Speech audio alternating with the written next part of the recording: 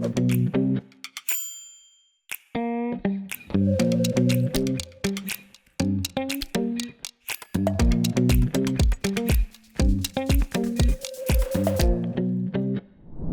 to the Healing Lab podcast. Today we have Jason Ackerman. Jason Ackerman is the co-author of Own Your Eating, the definitive guide to flexible eating, and Own Your Eating journal. Jason is a CrossFit Level 4 coach and has been a member of the CrossFit seminar staff for many years, teaching CrossFit methodology all over the world. He is a regular contributor to the CrossFit Journal as well as other health and fitness resources. With a master's in psychology and a passion to help others, Jason has helped thousands of people lose weight and live healthier lives. Over his 25 years in the fitness industry, Jason has amassed a wealth of knowledge, and I'm so excited to introduce Jason Ackerman to the Healing Lab podcast. Jason, welcome. Well, thank you for having me. So where'd you get that bio? It's a little old. On Amazon. Oh, that's my author bio, maybe. Yeah, okay. Yeah.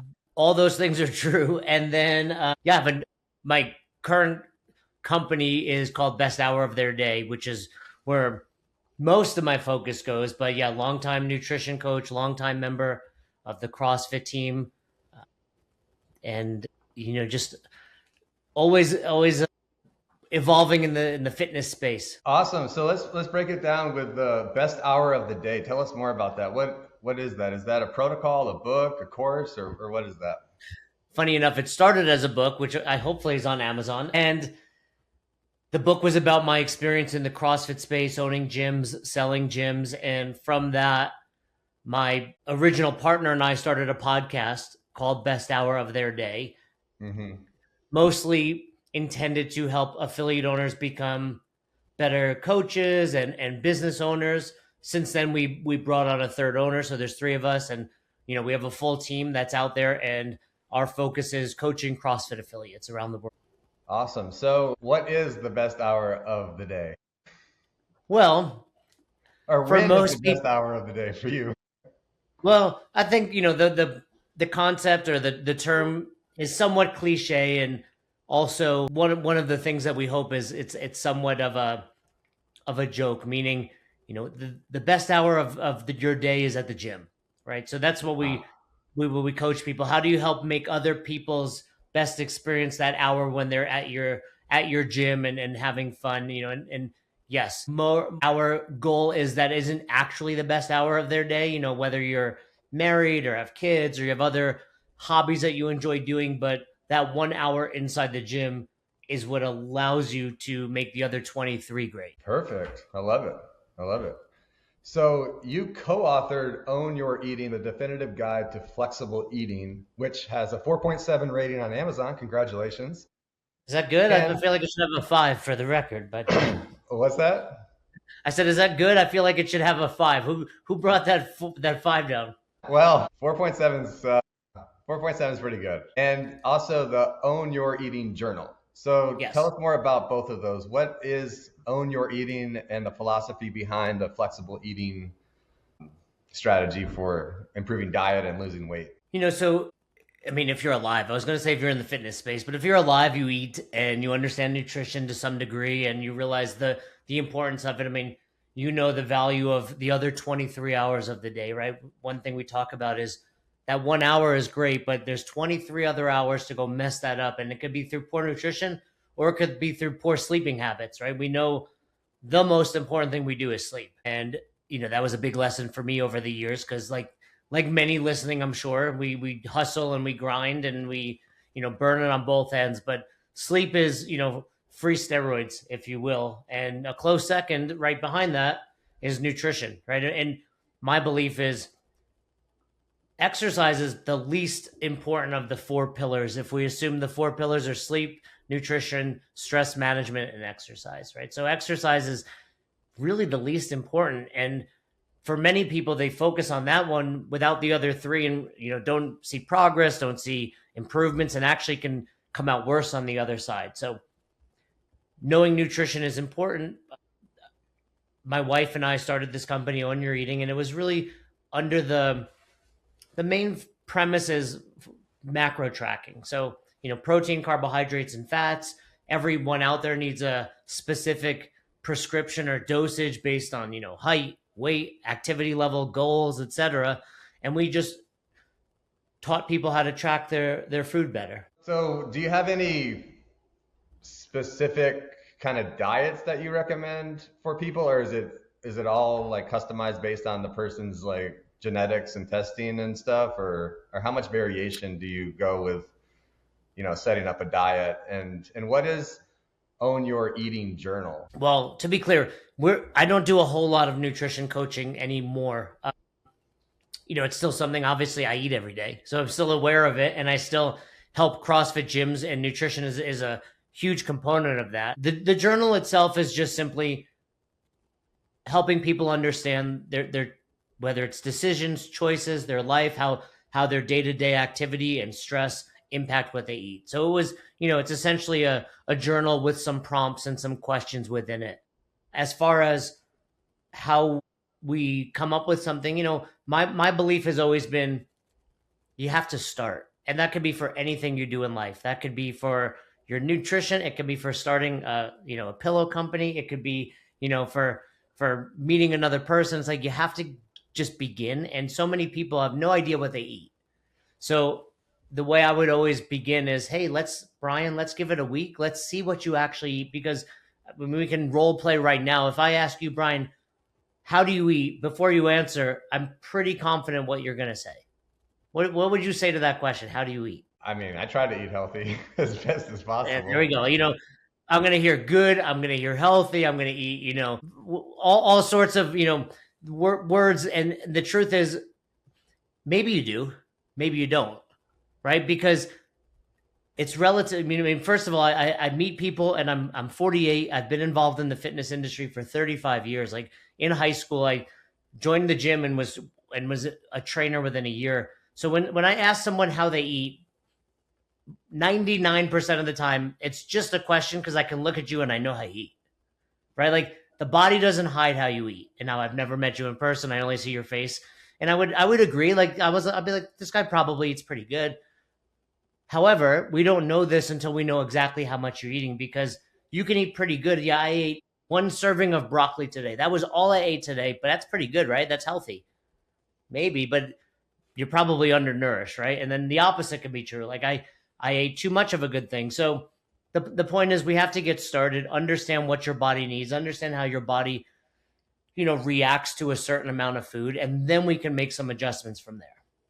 So this basically involves writing down everything that you eat so you can track it. And you have a master's in psychology. So how does the journaling relate to like the psychology aspect of losing weight and staying and like not breaking the diet? I mean, the journal is tremendous. I think for any, more likely than not, if you grew up in the United States and you're, period, I suppose, regardless of age, like you've developed some nutrition habits, beliefs, issues. We all have. And, the journaling is just really a matter of digging to the bottom of those, finding out, either A, where they came from, B, how to change them, all sorts of things. But food is one of those things. Well, not only do you have your belief system based around, ethnicity, religion, all these other factors play a role.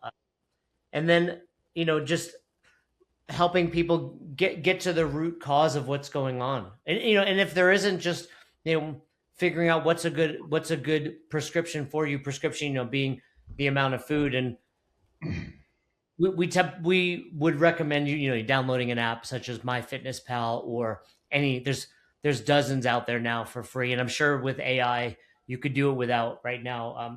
That's actually, if I were going to start tracking again, which I'm not currently, I'd probably just go, hey, Claude, I just ate 4 ounces of, chicken and a potato, track it for me. That'd probably be the easiest way to do it.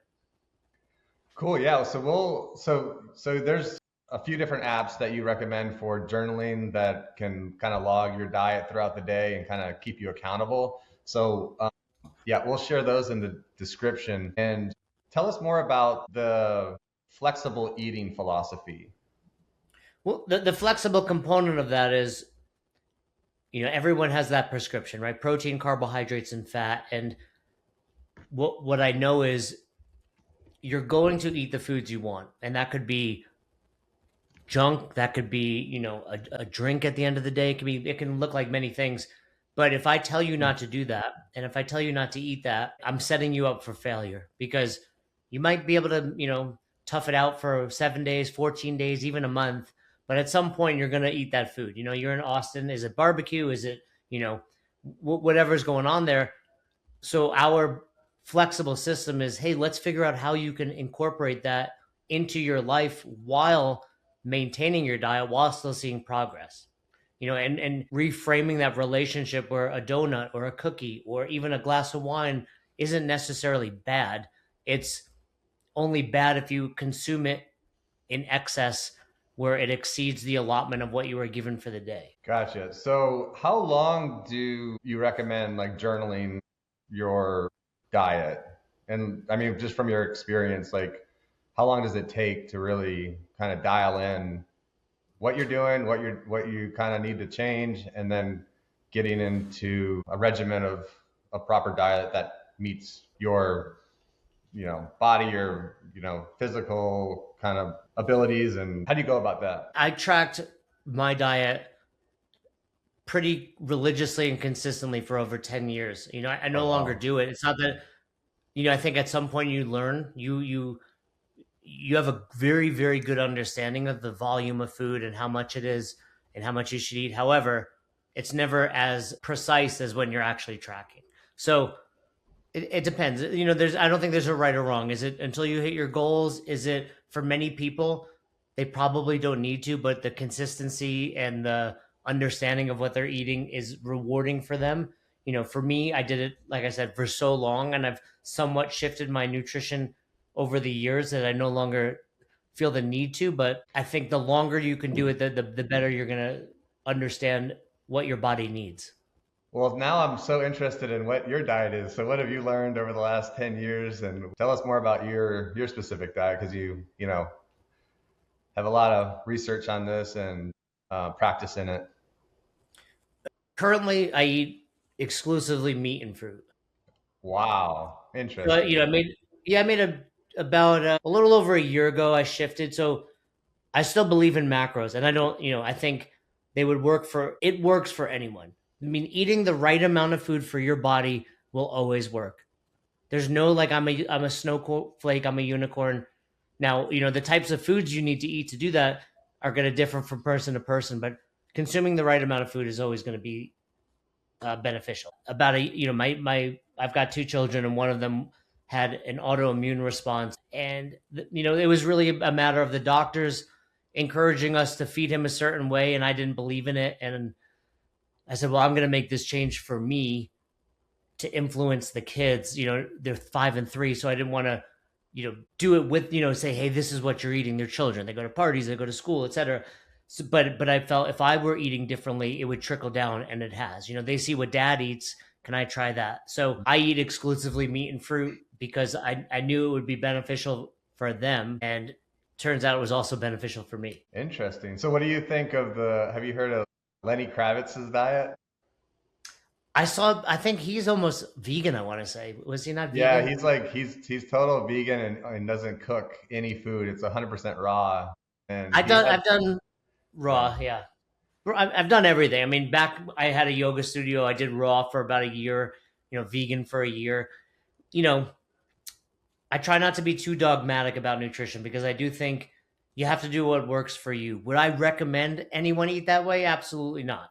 Would I recommend, a millionaire musician who most likely has someone helping them prepare and do all the things? Sure, do what you want to do. But for most people, that's just not reality. And, the issue I have found with vegans, not issue with vegans themselves, but with the vegan lifestyle is simply a struggle to get protein in. Hmm. Even more so if you're eating raw, no doubt Lenny Kravitz is going to tell you, well, I get plenty of protein from beans and broccoli and whatever those things that he's eating.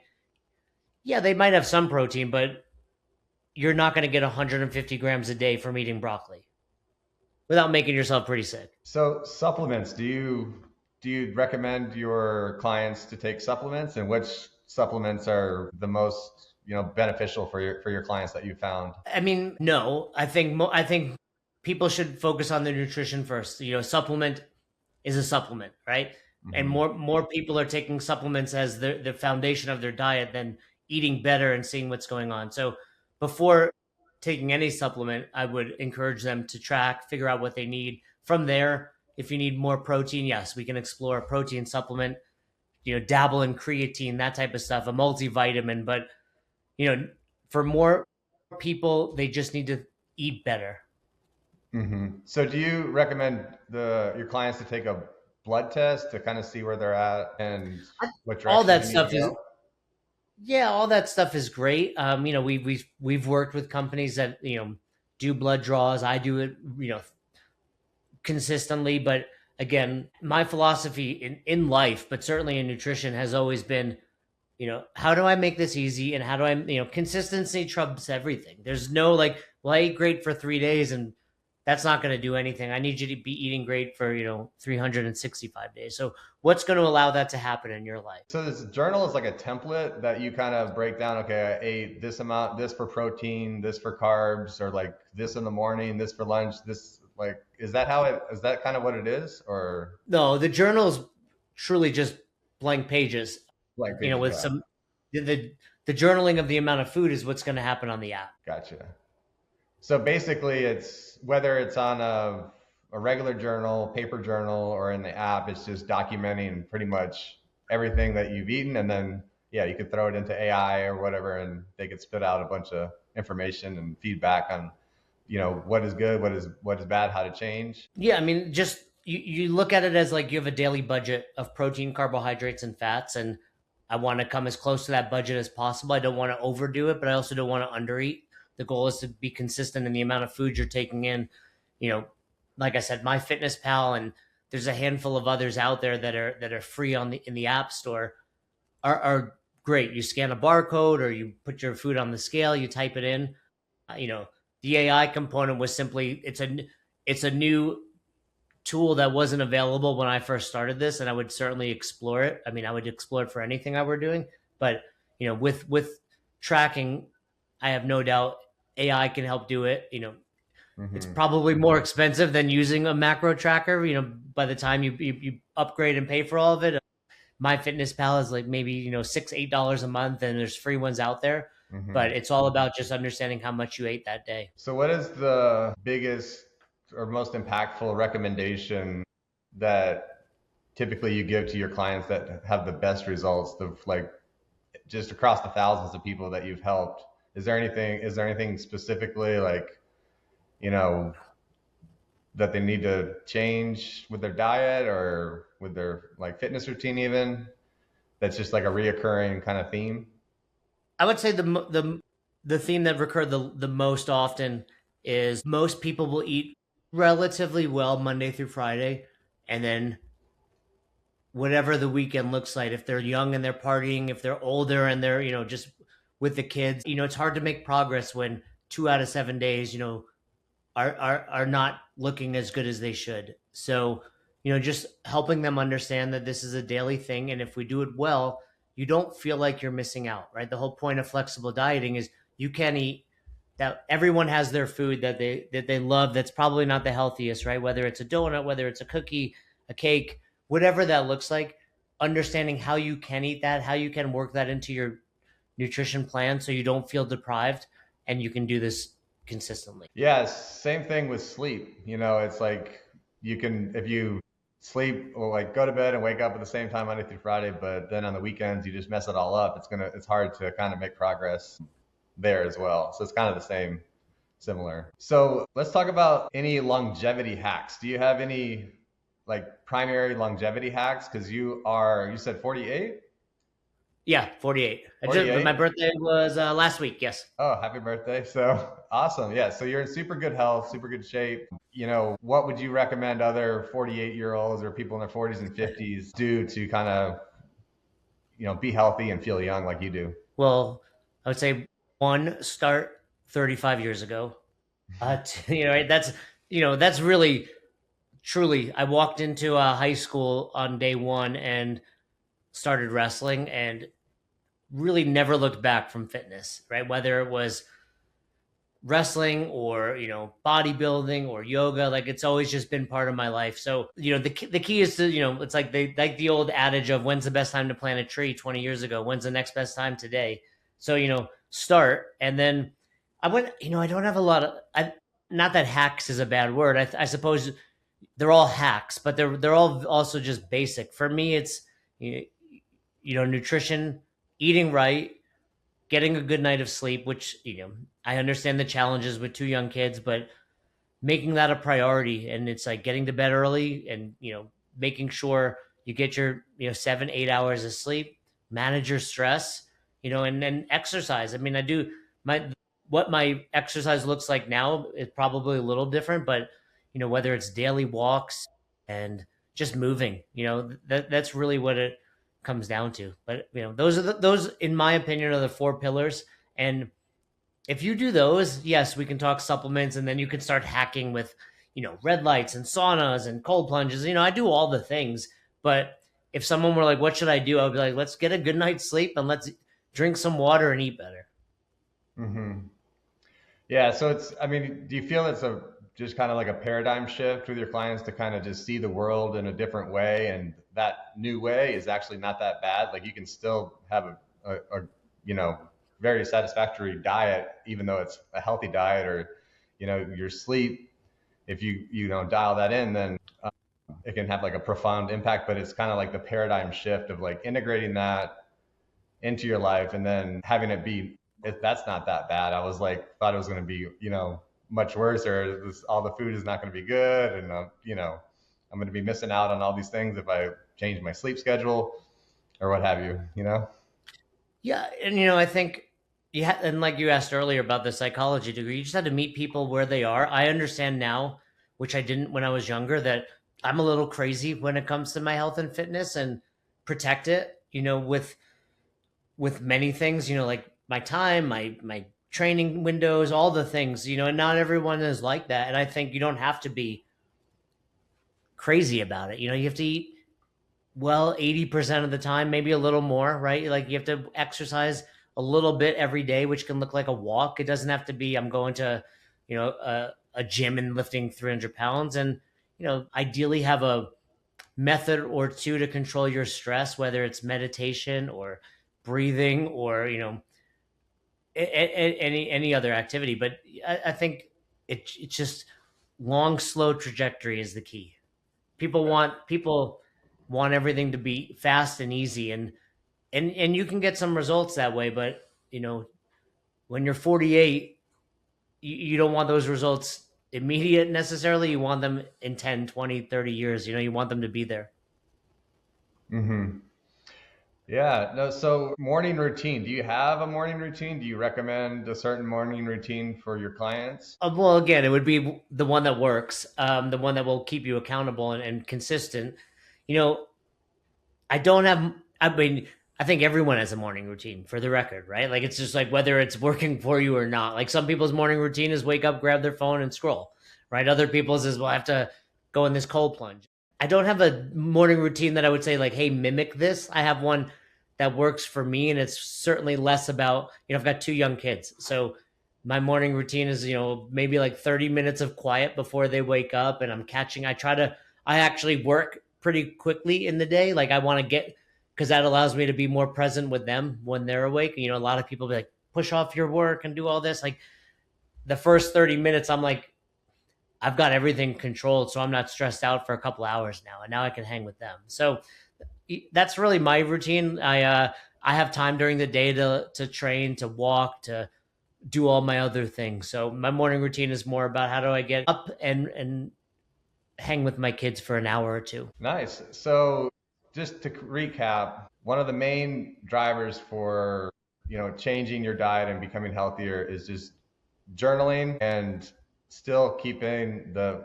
flexible eating available, but focus on, healthy eating, journaling exactly what you are eating so you understand what the good parts of that diet are, what the bad parts, what you can change. And, you know, then step up and kind of expand it through the supplements, through, workout routines and whatnot. Would there be anything that you would want to add to that? I think, I mean, no, I think that'd be a fantastic start for most people.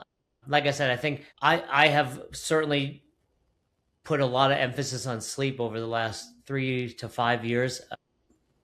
And I think that's vital. I think what I've learned is sleep and getting up early is less about the morning and more about the night before, right? Yeah. So, for me, it's, around the kids typically go down, 7:38 if things have gone well for the day. And, it's like, how do I chill out? How do I relax? How do I, I'm thinking about how do I eat my food so I'm not eating right before I go to bed. And then just getting to bed at a early enough time to get 8 hours of sleep, right? The key to waking up early is going to bed early. And that was a big, I don't know, kind of mindset shift I had over the years for the period of time, especially when I owned my gyms. I was just burning it on both ends because you're coaching classes, you're doing all of the work that's required when the doors close at night, getting up early. And now I realized, how valuable that, how not valuable, important, and just from that health perspective, that sleep is. Yeah. I know it's so underrated, I think, by a lot of people how important sleep is. And And we're all learning, and certainly, anyone that follows the longevity protocols and those people out there see it. Whether it's the Hubermans and the Bryan Johnsons and all those people that are just like prom- talking about how important sleep is. But I think it's, for many it's also just the hardest because it's just time, right? So if you need those 3 hours, whether it's to have a side hustle or whether, it's to spend time with your, friends and family, like that, it's hard to make those changes. And again, my biggest piece of advice often for people that want to get up early is, one, you do it once or 1 or 2 days and you're tired, so you'll go to bed earlier. But it's really about how to go to bed early, right? Like, get up at Mhm. 5 a.m. tomorrow, no matter what time you went to bed, and tomorrow night you'll be tired, and now go to bed early, right? And then it just takes a day or two to make that like shift in your, in your sleep schedule. But I know there's studies out there, but I think most people's circadian rhythm is we go to bed at sundown, we wake up at sunrise. Like, there's night owls, there's morning people, and all that. But if you can start to shift your body to that schedule, you'll wind up, I think, being healthier. Yeah, so it's better in a nutshell to have a alarm to go to sleep. And for me, that's kind of what I do. I go to try to go to sleep early, but then I'll, sleep as long as I am sleeping. But I'll typically wake up early because I go to bed early. But, Yeah. I personally don't have an alarm because I want, if I do need more sleep that I don't know, then I'll just, I can sleep. So I think that's like very important. And, Yeah, the alarm to go to bed is more important, like you said. But you don't have children, or they're older. uh, they're 10, 12, and 14 now. So Yeah, right. So they're waking up, right? Like, I don't have a choice right now, right? yeah. Like, so, but I'm almost always up before then, just because I go to bed before then, and my body wake. Most days I kind of naturally wake up at like 5:30. If I sleep in at 6, but Mhm. I'm in bed at 9 most nights. Weekend, and going back to nutrition, it's one of those things where you want to keep that going over the weekend as well. I know, when I was younger, especially, it was, hey, my, I'd sleep decently during the week, and then it's like the weekend's here and I'm partying and going out with friends, and it's like Sunday I couldn't sleep, and then it was like took me 3 days to get back to it. So again, as much as you can, the consistency in the time you go to bed and time you wake up, within reason. Awesome. So, do you still do a lot of yoga now, or are you focused more on CrossFit or like running, or what's your go-to? I would say my training is, I do probably 3 days of hypertrophy style training, like a full body workout, either in my basement where I have a full setup, or I take the kids to the gym where there's, like a kids academy, they call it. So I do that. I do yoga 2 or 3 times a week. I prefer like hot yoga, like the Bikram style. So I do that a few times a week, and I train a lot of jujitsu. So that's probably going in 30 minutes. So that's Awesome. those three things are kind of the foundation. And I probably walk 3 to 6 miles a day. I got a little Frenchie, he's sleeping down there.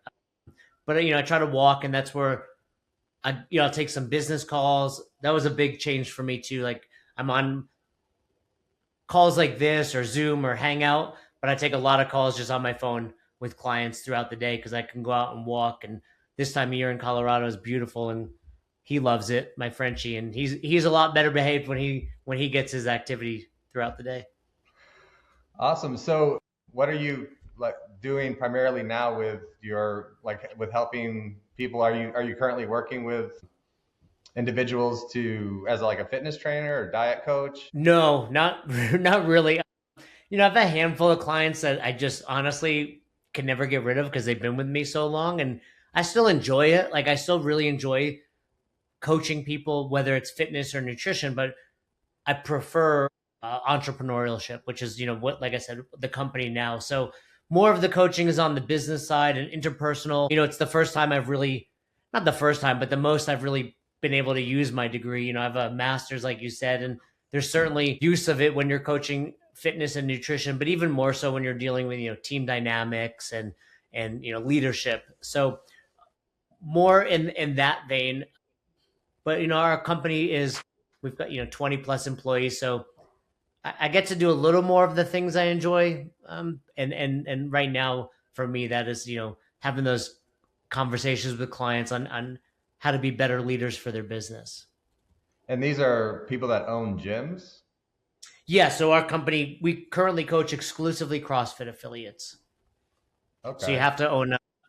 I mean, I have some like private clients that we do leadership stuff and entrepreneurial stuff, but for our company, best hour of their day, we only work with CrossFit gyms. So we work with the owners. I've owned three gyms. One of my partners has owned two. Another one has owned one. And we've been around in that space for nearly 20 years. So we've done it well, and I love watching people become business owners, whatever that looks like, from pillows to gyms. I think it's the coolest thing. Mm-hmm. Awesome. Well, I'm going to put all of your links to your book and your socials in the description so people can find you. But Cool. thanks. Yeah. Just if they go to Coach Jason Ackerman, everything's from there on social Okay, media. perfect. Is there anything else you'd like to add? No, I mean, if anyone has questions on any of the nutrition stuff, I still love helping people and seeing them make improvements. If they reach out to me on social media, I'm happy to send them a copy of the book. Whether it's I can easily do it if it's an electric copy. I can shoot over an email. I'm happy to give it away. I don't care about selling any books. If they want to learn a little bit more about that, I'll shoot it over to them. Awesome. Well, thanks so much, Jason. That was amazing. And I hope you have an amazing day and keep us posted with all the different types of, projects that you're doing and other entrepreneurial ventures that you're doing. Oh, will do. And thanks for having me, and thanks for the pillow. Love it, by the way. Definitely worth everyone checking out because, like we said, sleep is key. Sleep is, you know, you can look at the foundation of health and fitness, and I think most people would put nutrition at the bottom. That's the CrossFit methodology. Nutrition is the foundation, but I think below that foundation is sleep. So Yeah. get your 8 hours, get a good pillow, Yeah, and yeah, just great. that. I think the biggest thing with the DaVinci pillow is that it's the only pillow in the world that has successfully stopped snoring for practically everyone that snores because of like obstruction in the throat, and it therefore makes breathing 100 times easier. So you're getting a lot more oxygen and able to get more of that REM sleep that's really beneficial versus getting obstructive breathing and potentially having mini strokes throughout the night, which can lead to a lot of bad side effects. Yeah, I'm transparently, like I've not been a big snorer ever, but so I can't tell you that it helped from that perspective, but I can tell you it helped just from a. So I train a lot of jujitsu, and my fingers go numb throughout the night. I think just from my neck being jacked up and all that stuff, and I've noticed a big improvement in that. I wake up far less. It's painful, like it's uncomfortable, right? So it's cool. Funny enough, I rarely get like a. I wake up often, right? Whether it's my fingers, or I have to go to the bathroom, I drink a lot of water, and coincidentally, last night I just, first time in ages I can remember 6 straight hours.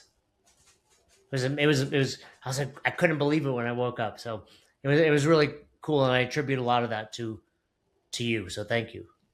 Yeah, no, it's definitely does that. It's the Da Vinci pillow provides like decompression in the neck, and that kind of relieves tension around the nerves, and that's what's going to help that sensation in your fingers and arms, because all that's coming in from your C2, 3, 4 in your neck. And if you can decompress, rehydrate those discs, then you can have, heal naturally, non-invasively.